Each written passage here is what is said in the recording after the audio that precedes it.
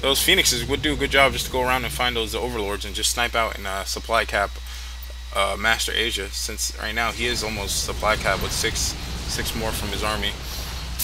And those Phoenixes should actually, a few more they would actually be able to take care. But I love how those Phoenixes move. I love how you can just dart around with them and just pew pew pew away. Look at them, pew pew pew. I love them. They're awesome, guys. But it looks here, looking at MasterAsia, he will be able to do some significant damage against his mineral line.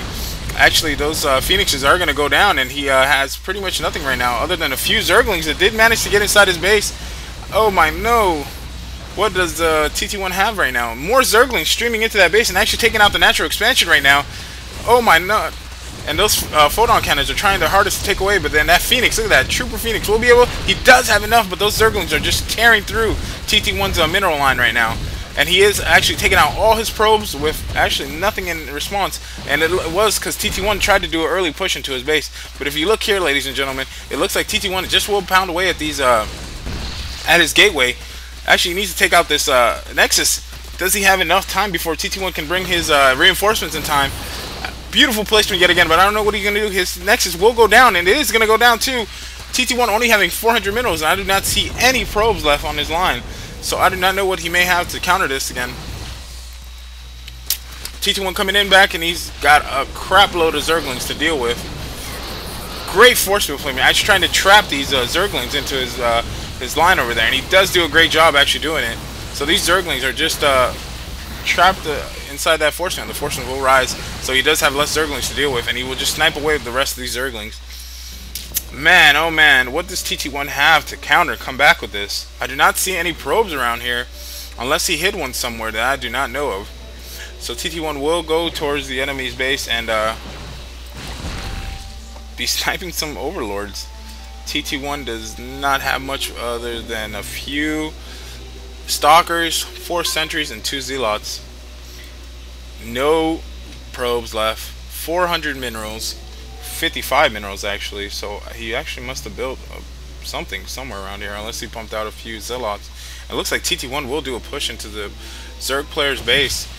That Spinecrawler will deter him from attacking though. Popping Guardian Shield, so it will reduce any damage, but those Zerglings will tear through. Look at that, beautiful placement yet again. But he also trapped his Stalkers in one place, so those Zerglings will be able to finish off the rest of these Stalkers and Zealots. Man, what a... Actually, that Sentry did get stuck in its own force field, but he should be able to take it out. He can actually take out this Spinecrawler if he just does a few more hits, and there it goes. And he should be able to take out that Muta. Looks like he is trying to pump out 2 more Mutas and 4 more Zerglings. He does have enough right now. Actually, a Broodlord coming out. That's a very interesting selection. Well, I don't know why he pumped out a Broodlord, but look at this. Both players actually running out of minerals with no expansion right now, other than his Overlords over here. What does he have here? He has 2 Phoenixes just hanging out. Phoenixes are very good against Mutalisks, but they're crap against Corruptors, since Corruptors can tear through, shred them. And he actually is trying to attack with his drones, but it's not helping him out. Actually reinforcing his army with 2 more Zealots. He needs to take out that Spinecrawler, which he actually does, and he needs to hit that Corruptor. More Zerglings coming out, but those Zealots should be able to take it out. And these, and look at that micro from TT1 actually against these probes. He will be able to take out those drones actually. So it looks like TT1 will come back and even the odds out for that Muta hit he did on his base, and he will run away. And it looks like actually both players, let's look at the income tab, both players only have 55 minerals and 24 minerals. So if this hive does go, or layer does go down, they cannot rebuild. No minerals to harvest, and TT1 does have the advantage here with more minerals right now by actually only 21. Actually, that Spore Caller, it will be that Spinecrawler will be moving. He needs to focus it down and just in time. And nope, it is out. So he will be able to take out that. Oh, will he be able to take it before that Sentry? Oh no! Oh my lord! Look at that. Only 2 Zealots are left in this battle. With what does he have here? A Spore, a Corruptor, but there's no air units to counter that. And I can't believe this, but it looks like TT1 will be able to take down this lair with only 2 Zealots. Never in my life have I seen a battle go out this way. So he just will pound away, and he does see the Zealot, but what is he doing? He is going to go and just he needs to take it down, actually. 3 Zerglings coming. Actually, a drone here. 1 drone left.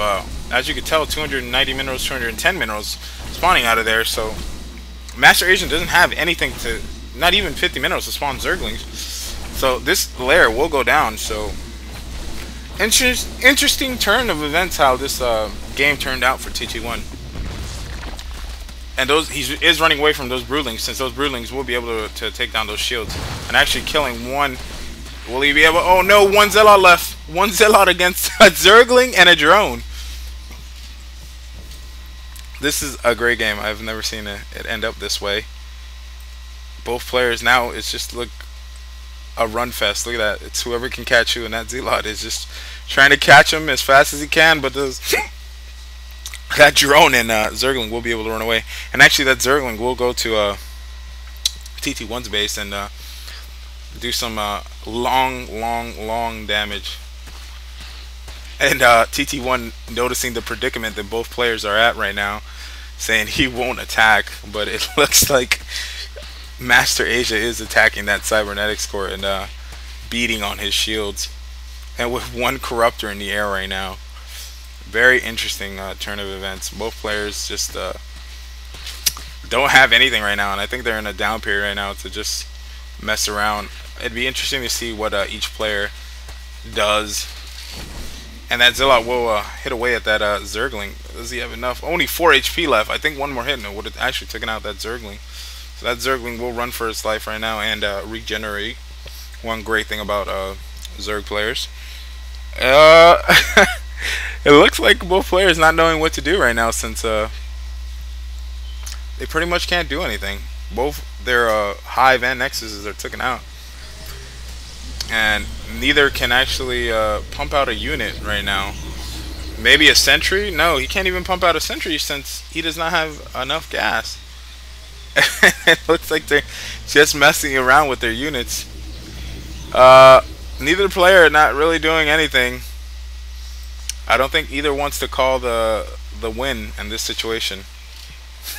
TT1 asking what to do now, since both players, like I said, in the same predicament. But great comeback as far as TT1's concerned. I think he did a great job on that counter, and I don't know. Saying this is his 2nd draw game. Very interesting turn of events again. And guys don't have much. Can each player do anything? He is saying go make a post on Team Liquid. Just these overlords will put down creep on these units.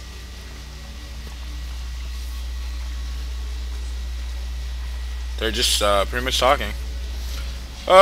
Anyway, guys, if let me just ramble while these guys talk along.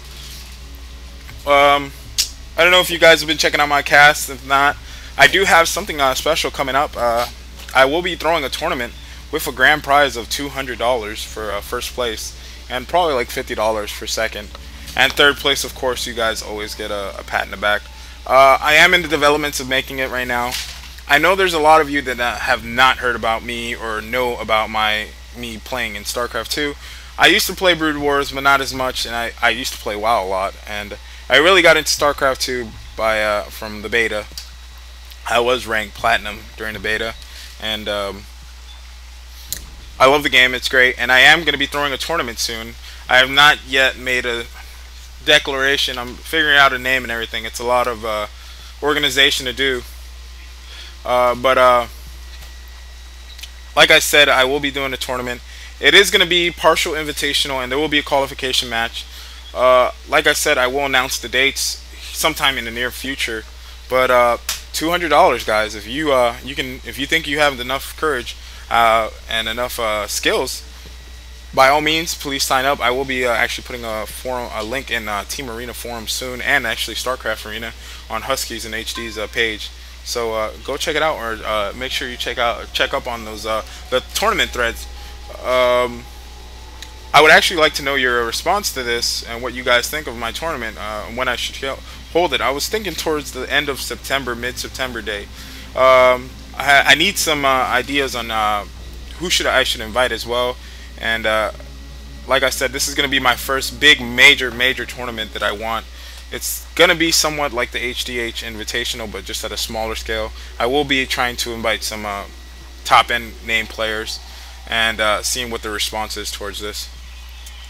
But yeah, let me know what you think on the comments below, and I will be trying to get to you in this. But back to the game, it just looks like both players are just talking it up.